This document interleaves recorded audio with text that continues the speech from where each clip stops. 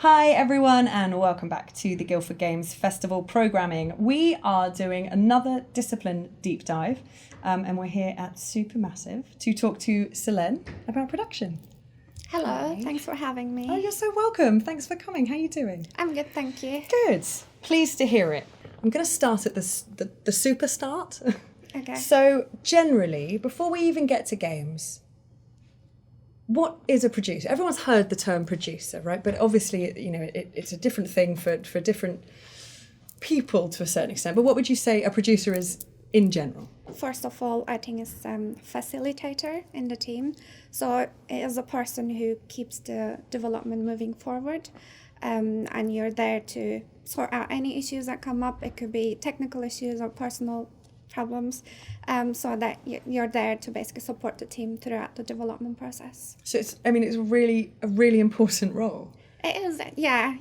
It's hard to describe it, but when you're there, you kind of realize how important it is, and if you weren't there, like how badly it can go. Well, I guess it's the notion of lots of pockets of development, I guess, and it's your job to kind of make sure that each one of those pockets is communicating as best it can. Yeah, exactly. When everyone's head down and crazy There's a busy. lot of moving parts, and you need to make sure that you are sort of exchanging information with the right people, because in the heat of the moment, people can forget about what's been talked or what's been discussed. You need to make sure that key information is kind of moved to the several different parties and disciplines. So what would an average day, we're not talking about, building up to launch or getting ready to launch a product, but an average day as a producer at Supermassive, what does that look like for you? It changes every day, but I think in short terms, it's mostly kind of meetings, looking at Excel spreadsheets a lot, some calls, or you kind of visit the people where they are, and then task management, task tracking. So you look at the Jira database and also Excel spreadsheets quite a lot. It's a lot of information, I imagine, to track. There's a lot of information passing through, so you need to kind of catch it when you notice that this is quite important, kind of save it somewhere in your head and then make sure that it gets communicated to the different people. Mm-hmm. So how do you even go about tracking all of those moving parts, especially in a situation where everyone's so head down focused on whatever it is that they've got to get out of the door, get ready in order for everyone else's pieces to all fit in at the same time? It is challenging. So there's a lot of note-taking to be done. And you kind of put things in place in your brain, just making sure you know what is urgent and what is important. It's actually the Eisenhower method. So there's a quite good differentiation between what is urgent, what is important. If it's really important but not urgent, you can delegate it to somebody. But if it's really highly important, you need to get on with it at that moment and urgent. So I use that quite a lot. And then I guess experience you should have done in different ways. It doesn't have to be within this role. Any project management experience is really important. So yeah, there's a lot of things I can use. And that's real transferable skills, for people that, if we're, game development is such an exciting thing to lots of people, obviously lots of people wanting to get into games as well as those of us that are working within.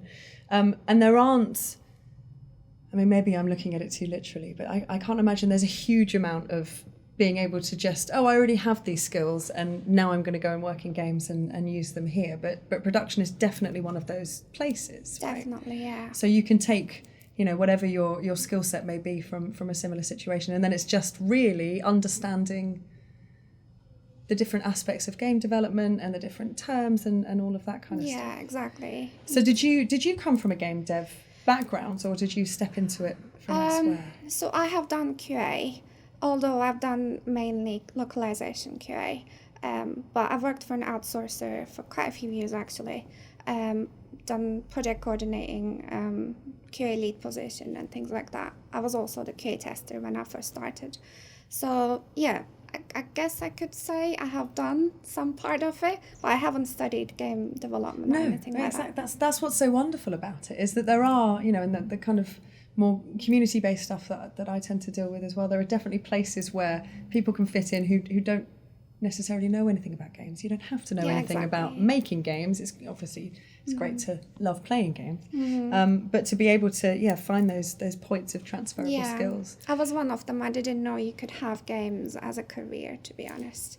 So I kind of learned as I kind of stumbled into it. And that's how did that even happen? What was the kind of point that made you realise?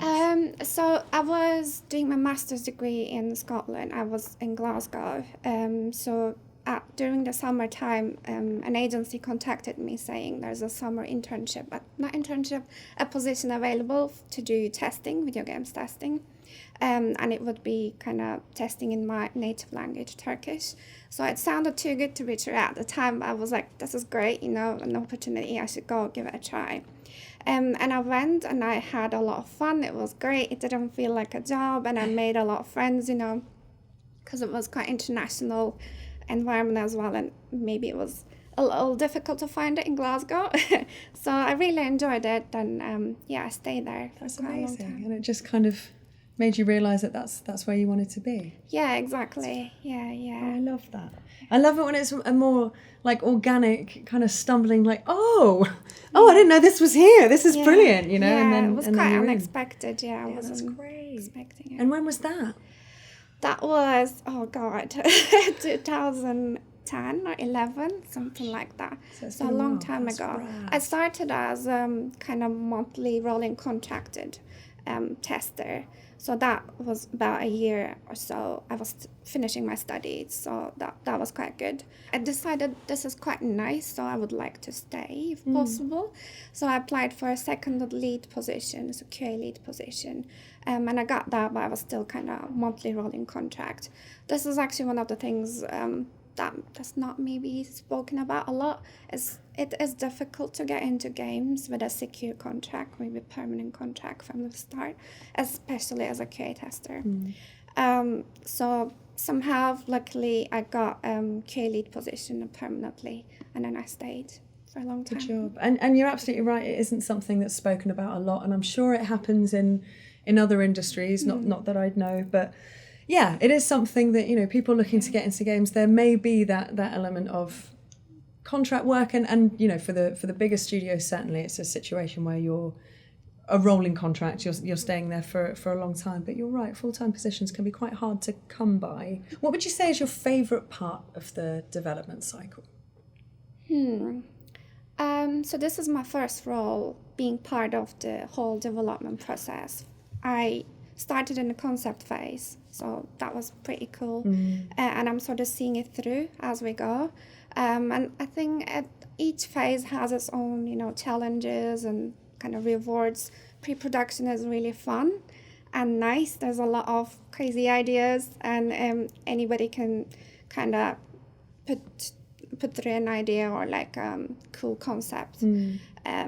But then you get to the realities of making the games. And even then, I quite enjoy doing the schedule and the Excel spreadsheet side of it. So I enjoy that in the production phase. I guess for now, I would say pre-production is still my favorite. So it's a bit like, almost like school, pre-production. Like everyone's just having a nice time. There's lots of laughing. There's paper being thrown about, and everyone's just really in quite a high space, I suppose. Exactly. Yeah, it's good fun. Yeah. From that point, your work is very much ramping up to... Yeah, it does get a bit...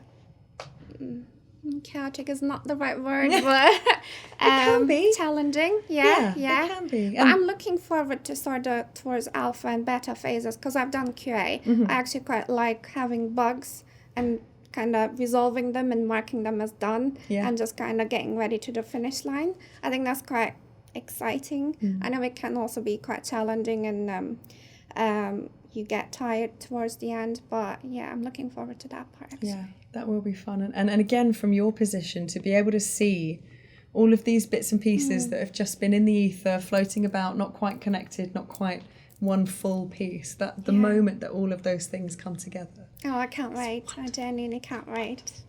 I'm going to drop you an email when it happens and see how you're feeling. Do it. Can you think of any obvious positions outside of games that have the skill set that you would need but may not be connected to production in any way, shape or form?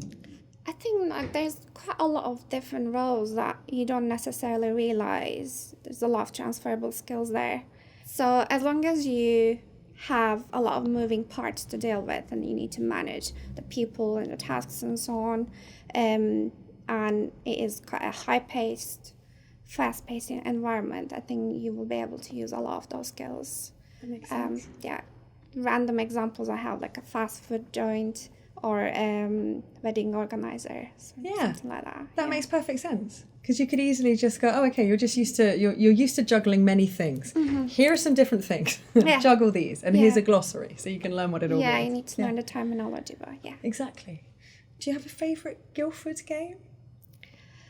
I know there's a lot of studios I think that I still don't know much about, but it's quite nice. There's a lot around here.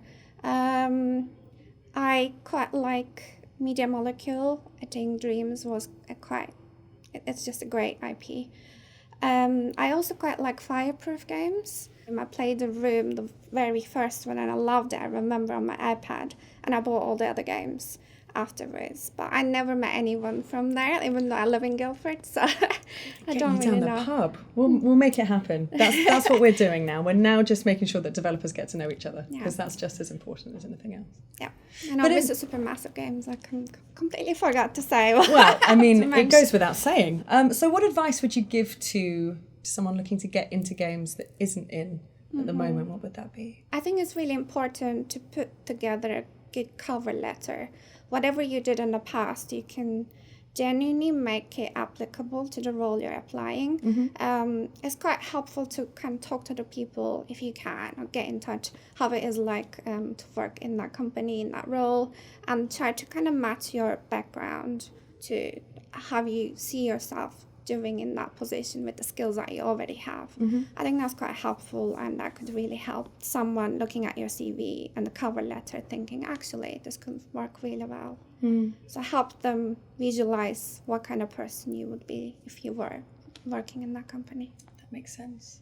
Because you do find, within games that so much of hiring is about the actual person, not their skills, not what they've done, because of course that stuff is important, but I guess when you're working in a really high-paced environment that can be quite stressful, when you need to be able to all gel really well together as a team, it's so important to just, fit to a certain extent.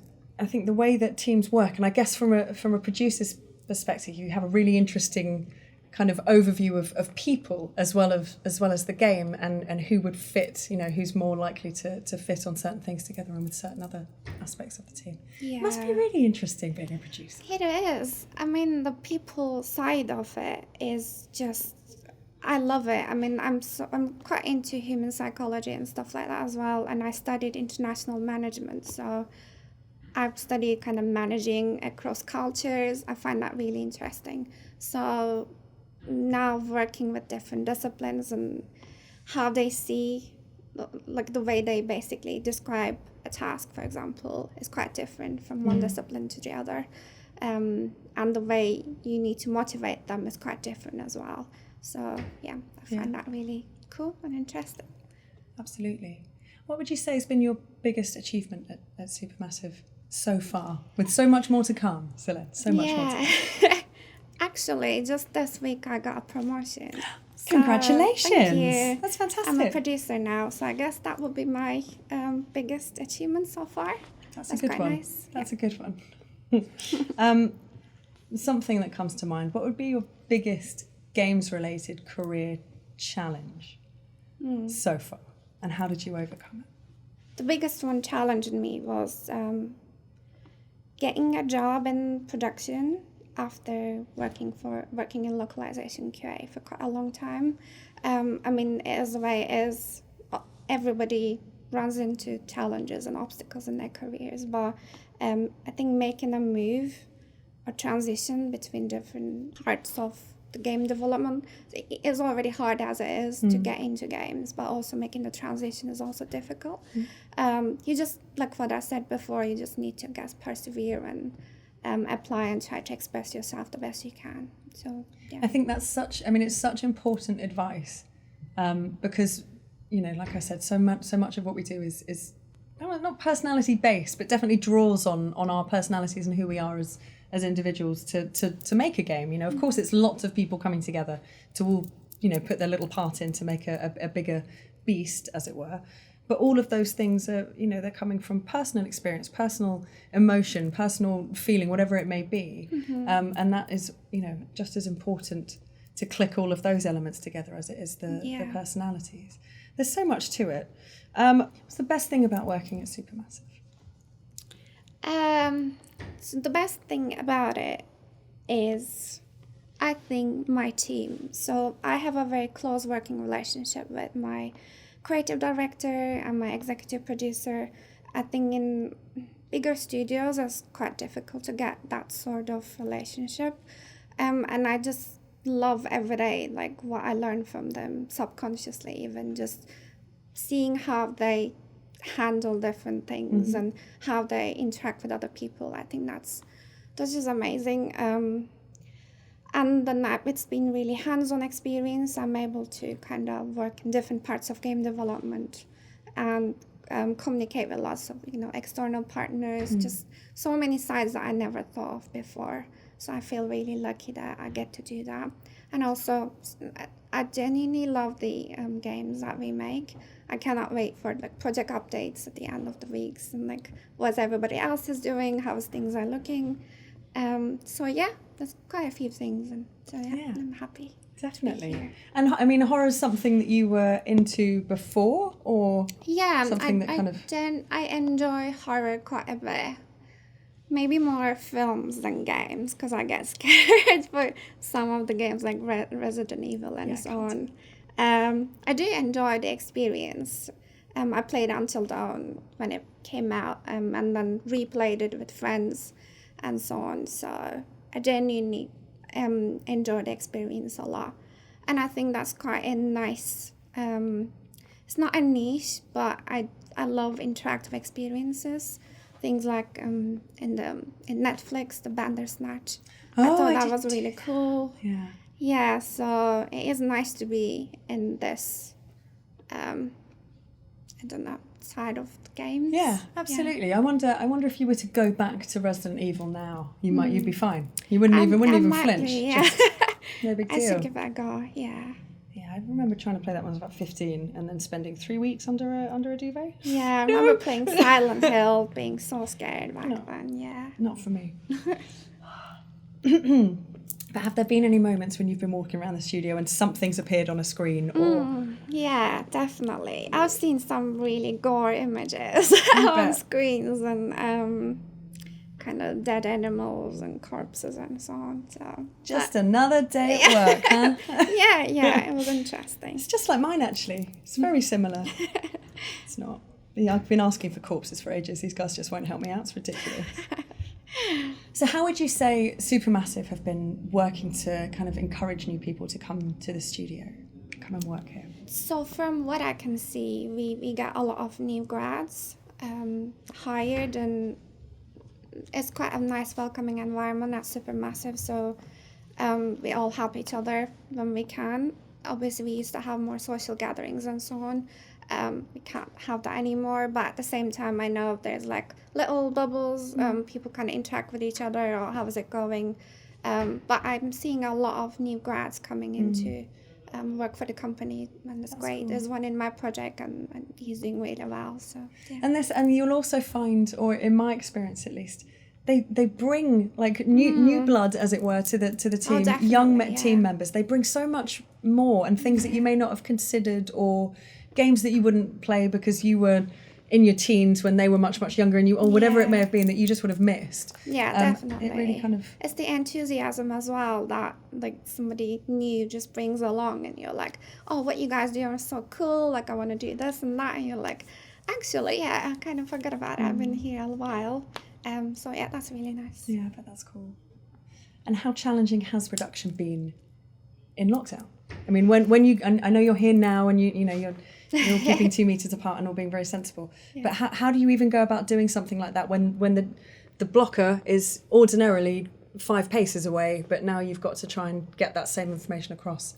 I know, it home. is challenging. I'm sure it is for everybody who's trying to make things work during lockdown. We've been lucky in the way that we can make use of a lot of, instant messengers, kind of Zoom, any calls, like video calls. We also do a lot of sort of mail exchanges and things like that. So there's a lot of digital interaction happening. It's kind of hard to keep on top of all of them sometimes, actually, because there's like so many different things that you get pings from, and my phone keeps going off because of Outlook and Teams and so on. I don't think it's been too bad so far. I'm back to the office now because I volunteered to come back. So that is quite nice to have some interaction face to face. Yeah.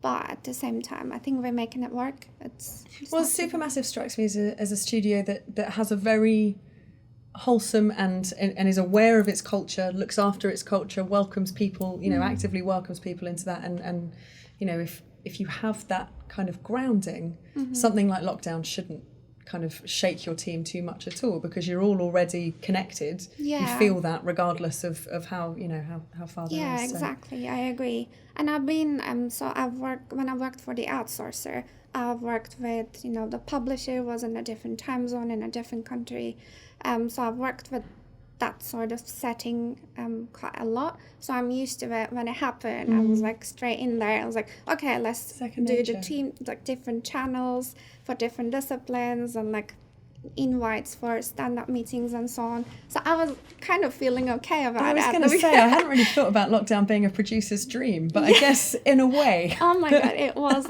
kind of at the beginning, which is embarrassing. Pure organisation. Yeah. It's nice. Yeah. It's nice. I need a producer, actually. So if you wouldn't mind just imparting some of that knowledge and calm, collected nature, that would be wonderful. Selen, thank you so much for taking some time out to come talk to us. We really appreciate it. It's been great. Thank you. And good luck with everything to come. And I'm sure it's going to be wonderful. Thanks a lot. Thanks so much for joining us for another deep dive for the Guildford Game Festival. And we will see you again soon.